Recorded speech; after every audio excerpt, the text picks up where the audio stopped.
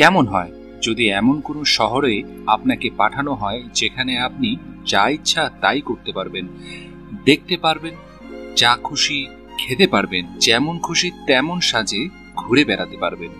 ভাবছেন এমনও কি কোনো শহর পৃথিবীতে আছে নাকি? হ্যাঁ, যা খুশি তা করতে পারার এই শহরটির নাম লাস ভেগাস, যা কিনা সিন সিটি বা পাপের শহর নামেও পরিচিত।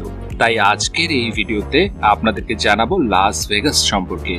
আর আপনারা যারা আমাদের চ্যানেলে নতুন তারা অবশ্যই চ্যানেলটি সাবস্ক্রাইব করে রাখবেন। What happens in Vegas stays in Vegas, এই স্লোগানটি আধুনিক পর্যটক ব্যবসার অন্যতম বিখ্যাত একটি ট্যাগলাইন। এমনকি হলিউডের অনেক বিখ্যাত সিনেমা কিংবা সিরিজেও এই লাইনটি ব্যবহার করা হয়েছে অনেকবার। শুধুমাত্র এই একটি লাইনের কারণে লক্ষ লক্ষ ভ্রমণ পিপাসু মানুষ ছুটে এসেছে সিন সিটি বা পাপের শহর নামে পরিচিত এই লাস ভেগাসে।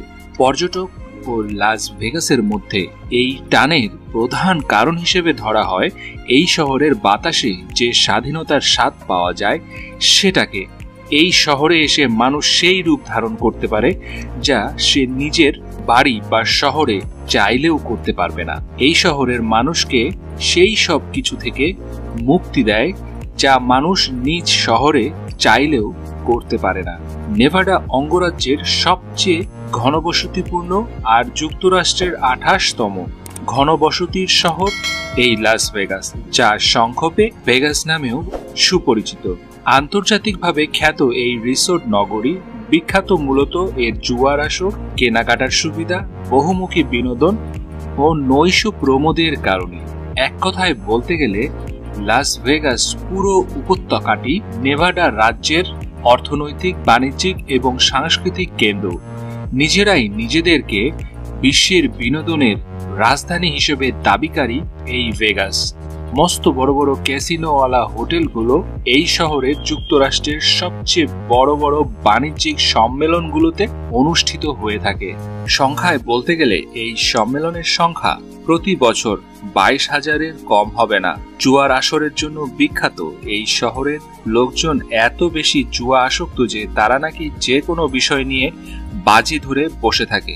1980 সালে লাস ভেগাস হাসপাতালে বেশ কিছু কর্মীকে চাকরি থেকে বাদ দিতে হয়েছিল। কারণ তারা নাকি হাসপাতালে রোগীদের উপর বাজি ধরত কোন রোগী কখন মারা যাবে। এমনকি একজন নার্স বাজিতে জেতার জন্য একজন রোগীকে পর্যন্ত হত্যা করেছিল। বিশ্বের সবচেয়ে বড় 20টি হোটেলের অর্ধেকেরও বেশি হোটেল শুধুমাত্র এই এক শহরেই অবস্থিত। এক একটা হোটেল আয়তনে ফুটবল মাঠের মতো, যেমন উঁচু তেমনই তার গঠন শৈলী। প্রতিটি হোটেল তৈরি করতে যে কত কোটি কোটি টাকা খরচ করতে হয়েছে তার কোনো হিসেব নেই। তাছাড়া এখানে মোট যে পরিমাণ হোটেল আছে সেগুলো সব কটিতে মাত্র 1 লাখ করে থাকতে হলেও একজন মানুষের 288 বছর লেগে যাবে। হয়তো আন্দাজ করতে পেরেছেন কত বেশি হোটেল থাকতে পারে এই শহরে। যে কোনো হোটেলেই পর্যটকরা অবাধে ঘুরতে পারে। এমনি তো আর ভেগাস অন্যতম পর্যটক নগরীতে পরিণত হয়নি। প্রাপ্তবয়স্কদের বিনোদনের নানাবিধ সুযোগ এবং উপায়ের ব্যবস্থা এই শহরটিকে দিয়েছে পাপের শহরের উপনাম সিন সিটি। কিন্তু অনেকে এটা জানেনই না এই পাপের নগরীতেও কিন্তু পতিতাবৃত্তি অবৈধ। কি অবাক হলেন? অবাক হলেও এটা সত্য। জুয়া শব্দটি ভারতীয় উপমহাদেশের কাছে, মানুষের কাছে এখন একটি নেতিবাচক শর্ত। জনসম্মুখে বা খুব ঢাকঢোল পিটিয়ে জুয়ার আসরে বসা এখন এখানকার ভদ্র সমাজের চোখে অনেক বেশি দৃষ্টিকটু একটি ব্যাপার। কিন্তু পশ্চিমা দেশগুলোতে এই রকমের কোনো ব্যাপার নেই। আমাদের একটা বদ্ধমূল ধারণা যে জুয়া খেললেই সর্বস্ব হারাতে হয়, এবং এটা অনেকাংশে সত্যিও, হোক সেটা উপমহাদেশে কিংবা পশ্চিমা দেশে। কিন্তু জুয়া খেলে নিজের প্রায় ডুবুডুবু ভাগ্যকে বাঁচাতে সক্ষম হয়েছে একজন বিখ্যাত ব্যক্তি। আন্তর্জাতিক খ্যাতিসম্পন্ন কোরিয়ান কোম্পানি ফিডিক্সের প্রতিষ্ঠাতা ও প্রধান ফেডরিক্স মিট লাস ভেগাসে এসে জুয়া খেলে বাঁচিয়েছিলেন তার কোম্পানিকে। তিনি কোম্পানির সর্বশেষ $5,000 নিয়ে সিন সিটিতে চলে আসেন সেখানে জুয়া খেলে $27,000 জিতে যান, যার মধ্যে থেকে $24,000 তিনি কোম্পানির জ্বালানির বিল দেন। নৈশ প্রমোদের জন্য বিখ্যাত এই নগরী কিন্তু আবার পৃথিবীর সবচেয়ে আলোকিত নগরী। মহাকাশ থেকে দেখলে পৃথিবীর সবচেয়ে ঝাঁ চকচকে যে স্থানটি দেখতে পাওয়া যায় সেটি হচ্ছে এই ভেগাস। মানুষজন অনেক বেশি না হলেও সারা রাত ধরে মিলিয়ন মিলিয়ন বাতি জ্বলে থাকার কারণেই মূলত এই শহর এত ঝলমলে করতে থাকে। সত্যি কথা বলতে ভেগাসের আসল সৌন্দর্য ফুটে ওঠে এই রাতের বেলাতেই। পৃথিবীর অধিকাংশ দেশে এমনকি যুক্তরাষ্ট্রের অনেক রাজ্য যুক্তরাষ্ট্র সহ অনেক রাজ্যে জনসমক্ষে মাতলামু করা অপরাধ বলে বিবেচিত হলেও এখানে প্রকাশ্যে মাতলামু করা কোনো অপরাধ নয়। নেভাদা রাজ্যের আইনে মদ্যপান করা জনসমক্ষে মাতাল হয়ে ঘুরে বেড়ানো কোনো প্রকার দণ্ডনীয় অপরাধের আয়তায় পড়ে না। ভাবছেন যে তাহলে কিভাবে এত মাতালের মধ্যে শহরে শান্তি শৃঙ্খলা বজায় রাখবে?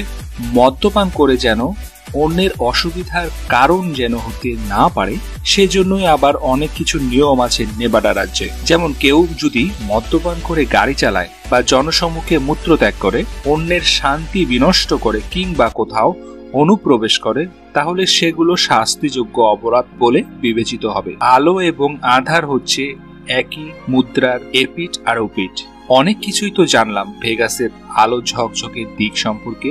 চলুন এবার জানি মুদ্রার আধার পিঠের কিছু কথা। মাত্র 1 শতাব্দী আগেও লাস ভেগাস ছিল মরুভূমির ঘেরা ছোট্ট একটি রেলপথ সার্ভিস সেন্টার, কিন্তু 20 শতাব্দীর শেষে এসে এই লাস ভেগাসই পরিণত হলো সবচেয়ে দ্রুত বর্ধনশীল এবং উন্নত এক মহানগরীতে, যা সম্ভব হয়েছে যোগ্য উদ্যোক্তা, অতি উন্নত যোগাযোগ এবং যাতায়াত ব্যবস্থা ও সহনশীল রাজ্য আইন ব্যবস্থার কারণে। লাস ভেগাস হচ্ছে এমন একটি নগরী যেখানে চোখ ধাঁধানো আলো আর মনোমুগ্ধকর স্থাপনা মানুষকে বিমোহিত করে, যেখানে ঐশ্বর্য যতটা সহজে চোখে পড়ে ঠিক ততটা সতর্কতার সাথে আড়াল করে রাখা হয়েছে নগরীর দারিদ্র্যকে। পৃথিবীর সবচেয়ে কাচের তৈরি পিরামিডটি এই শহরের মাঝখানে অবস্থিত।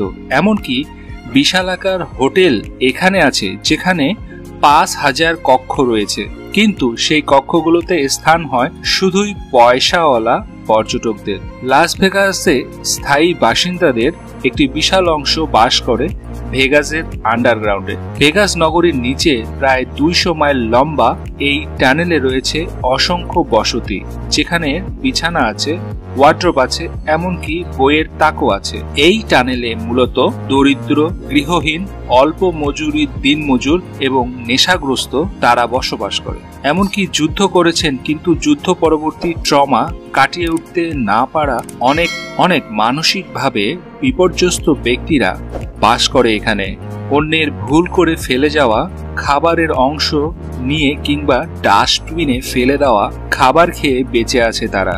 এভাবেই নীরবে বছরের পর বছর ধরে গড়ে উঠেছে আন্ডারগ্রাউন্ড সমাজ। আসলে লাস ভেগাস এর ইতিহাসে এবং বৈচিত্র্য এত বেশি বিস্তৃত যে এটা এই সংক্ষিপ্ত একটি ভিডিওর মাধ্যমে বলে শেষ করা সম্ভব না। তাই বন্ধুরা, আমাদের এই ভিডিওটি আপনাদের কাছে কেমন লাগলো এবং লাস ভেগাস সম্পর্কে আপনাদের কোনো মতামত থাকলে অবশ্যই তা কমেন্ট করে জানাবেন, এবং সেই সাথে ভিডিওটি যদি ভালো লেগে থাকে তাহলে অবশ্যই শেয়ার করবেন।